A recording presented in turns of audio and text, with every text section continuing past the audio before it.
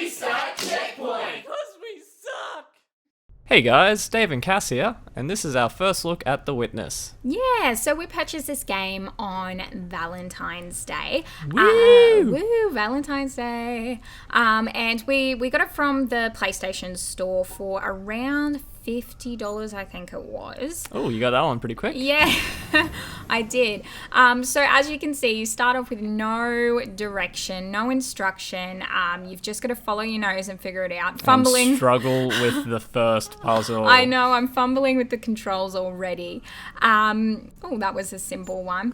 Good work, good work. So this game is gorgeous. It is stunning. Look at those colours. I know, It's just so amazing.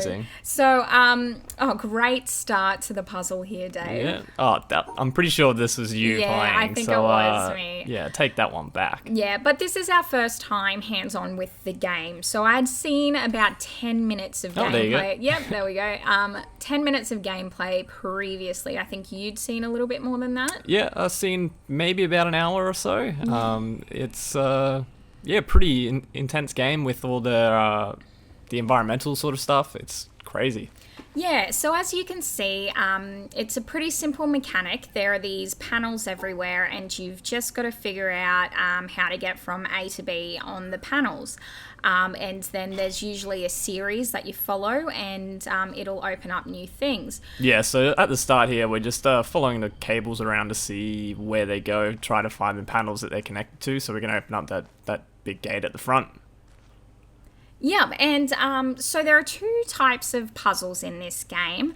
There's, first of all, the logic puzzles. Yeah, so the logic puzzles usually contain like symbols and that sort of stuff on them, and those symbols denote like different sets of rules that you have to use to solve the puzzle. Yeah, so each of these rules are very slowly introduced, and I suppose it's that natural learning type of thing. You just follow your nose until you get it right. And there you can see me getting through that puzzle there.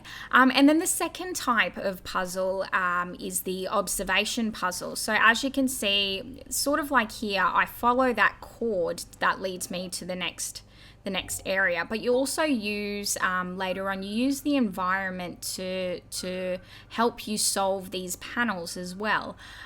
So I suppose that's the observation type of puzzles.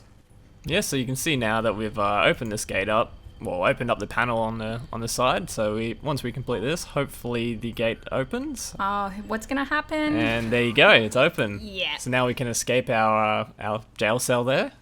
Yeah, so reviews for this game, Steam gave it a 9 out of 10, GameSpot 9 out of 10, and IGN 10 out of 10. Which is a big surprise because this game has a lot of water. Yeah, so the points that it was commended on was beautiful and clever world design, having intuitive puzzles, and also having a wealth of secrets. So coming up now is the training panels. So this is where we were introduced to our first concept, our first rule, I suppose, which is to separate the black squares from the white squares. Yeah, so it was pretty straightforward, these first few panels, but as you can see, it starts to ramp up the difficulty, and you have to sort of think outside the box, really. So yeah, some of them are blank squares, so those aren't part of the rules, so you can use those to solve the problem. Yeah. So I think it was you that was telling me that Jonathan Blow, the director of this game, said that it takes over 70 hours to 100% complete the game. Yeah, it was something along those lines, and that's a ridiculous amount of time. That is crazy. And this isn't Jonathan Blow's first game either, is it? No, so he also made Braid, which is another puzzle game, but it's quite different to this one in that it's a 2D puzzle platformer. So you use time manipulation to solve the puzzles. So you can reverse time, slow down time, all that really cool stuff, but it really messes with your brain. So here we're introduced to another concept that we have to go through all the spots to get to the end. And again, that was introduced in like a training type thing where it's just trial and error until you figure it out. Yeah, as you can see, we're having a bit of trouble with this one, but this one has multiple starting points, so you have to work out where's the best place to start to actually solve the problem. Took us a few tries, as you can see. Yeah, and yeah, we got through that one pretty easy. Yeah, something I like about this game is that if I think in the first 10 minutes we were introduced to a puzzle with all these symbols on it that we had never seen before, and you're actually encouraged to walk away from puzzles that are too challenging or that have rules that you haven't been introduced to yet, because I think about 30 minutes later we had learnt all those rules and we could come back to that puzzle that we once thought was impossible, and it was actually very simple. Yeah. So this part here is part of the observation puzzles that we mentioned earlier. So the first one there, you just had to follow the tree up to the apple, but they get more and more complex. So this one here, the tree's a bit twisted, so not too certain exactly what it needs us to do. But the way the puzzles are laid out is that there's like broken branches on the trees, and they are replicated in the actual puzzles themselves. So they give you a bit of a sense of direction on where you're supposed to go. And this is a prime example of one of the observation puzzles where you can't do it, you can't figure out the logic by just looking at the panel. You need to use the environment around you.